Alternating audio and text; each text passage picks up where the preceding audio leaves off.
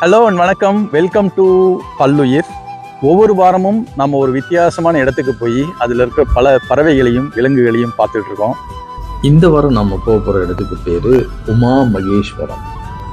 நீங்கள் முன்னாடி வீடியோவில் பார்த்த மாதிரி ஒரு அழகான மலைக்கு நடுவில் ஒரு சிவன் கோயில் இருக்காங்க.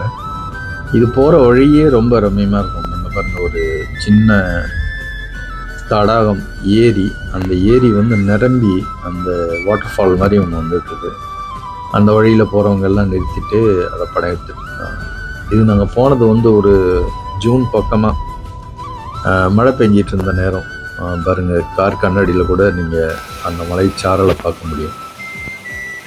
இந்த உமா மகேஸ்வரம் கோயிலுக்கு பக்கத்தில் போனீங்கன்னா அந்த பாறையிலிருந்து தண்ணி கீழே வரும்.